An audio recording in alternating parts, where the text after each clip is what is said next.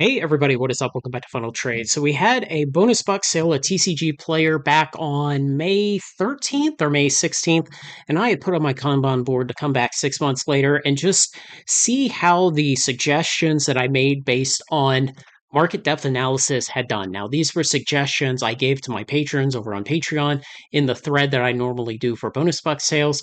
And what I had done is gone through all of the collector boxes available on TCG player at the time, and then I had just looked at each one, how much market depth was there based on the current supply and the recent last month sell through rate. Now, one thing that I always warn people about is market depth analysis is very weak. It's very squishy. It is not a perfect indicator. It's not even a great indicator. It is only a weak indicator because there are a lot of boxes that can come out of closets and come onto the markets. And as we know, even though on May 13th and in the run up to May 13th, some of these products had 3 weeks supply, 10 days supply, 2 weeks supply. Obviously, none of them has run out in the market because more boxes have come onto the market. And so when you're doing market depth analysis, what you're doing is you're saying, just based on this short term snapshot, might we expect that in the near term, price of this product will run up? And so it doesn't have long term predictive power. It has the ability to say, should we maybe expect that the price is going to run up quickly in the near term if we continue to to exhaust the supply the way it has been recently? And so I wanted to come back to these and just take a look at them. Now, obviously, I don't have a control group here where I say, well, what was the average of everything else? How is everything else that I didn't put on this list and that was not in short supply? How has it done? What I'm more interested with here, and the reason I originally put it on the Kanban board, is if I suggested it to my patrons, I hope that it doesn't turn out to be a flop. Now, obviously, I can't be 100% correct 100% of the time, and I never claim to be. But, if you make good decisions and you stay with them for the long term, you will do well in the long run. So let's take a look at these and just see how they've done in the last 6 months. And hopefully, there won't be any terrible stinkers amongst them. So, first off, Bloomborough collector boxes, 717 today. And in the last 6 months, they are up 68%. So, 68% since that bonus buck sale when I recommended them. And that's a pretty good return to get a 68% price increase in 6 months. Second is Ravnica Remaster, one that has had a very roller coaster history. This is interesting because it shows that almost all of the price gain was in the couple of weeks right after the bonus buck sale. And then it's really just been trying to hold on to that and barely gain any more since then. So up 36% in the last 6 months. March of the Machines, and I believe this is the one that had 10 days supply. Yes, March of the Machines, 10 days supply. And so in the time since then, up 30.5%. Now, see, this was one where I really expected it would go up a lot harder, but maybe because it was a standard expansion and in its own time, it was just really, really, really, I won't say hated, but unloved. It just kind of landed with a thud. Not really a splash or any great fanfare when it came out. And I guess there were just a lot more boxes of this still back in closets. So it has merely risen 30.5% in the last 6 months. Strixhaven, one that I always love to see rising, only up 24.6% in the last 6 months here. And so I think this is going to turn out to probably be the worst one.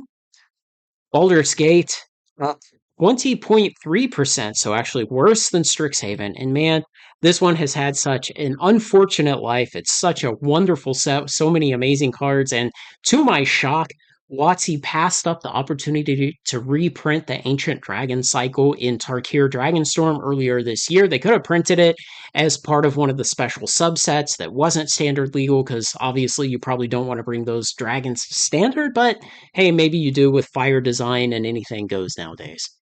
Lord of the Rings Special Edition up 52% in the last 6 months.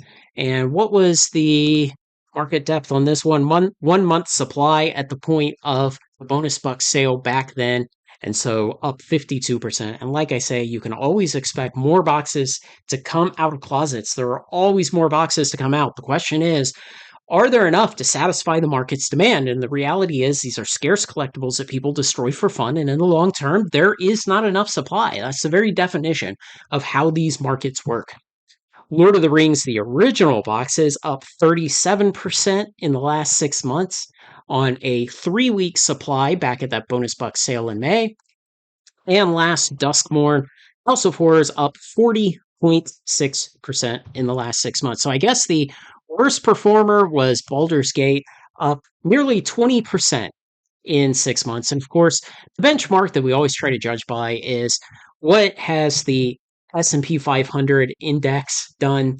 And typically you expect 10 to 12, 8 to 10 to 12% return year over year, any given time in history. Some periods will kind of outpace that, some periods will underperform that, but on the long timeline, that's kind of the benchmark because that's the really what you might call the risk-free rate. And I know some people will want to jump down my throat for using the words risk-free, but the reality is that that is the base rate because you can always put what is to you an unlimited amount of money into the S&P 500 index via ETFs and be able to have it soak up that money and get that 8 to 10 to 12% compounding return year over year for as long as you like. And so if you're going to do something else with your money, it really needs to be more productive than 8 or 10 or 12% per year. And that's why I always come back to this stuff to look, are we being more productive? And when you're talking about 36% in 6 months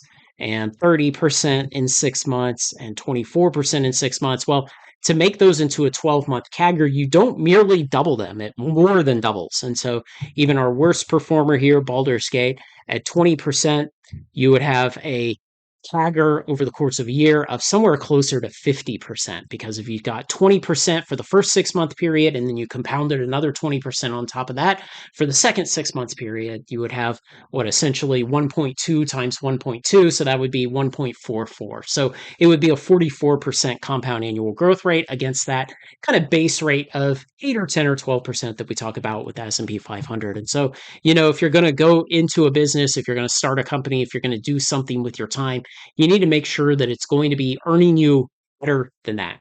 And so that's why I think it's important to come back and look, did we actually deliver results that were better than that base rate to that quote unquote risk-free rate?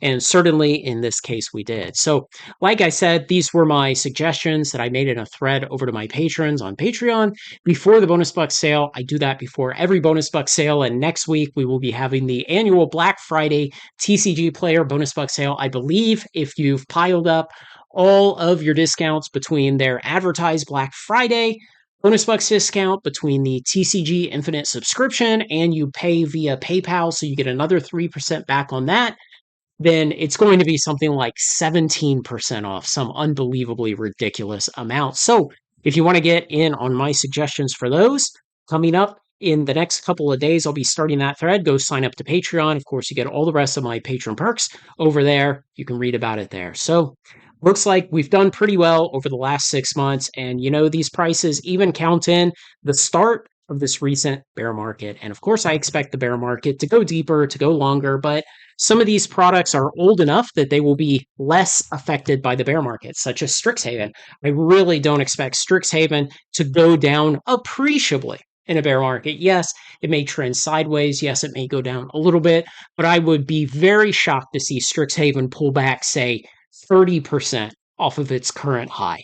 Because quite simply, this is a early 2021 era product that is nearly 5 years old, and there just flat aren't enough of these left in the world. So only 50 listed on TCG Player right now.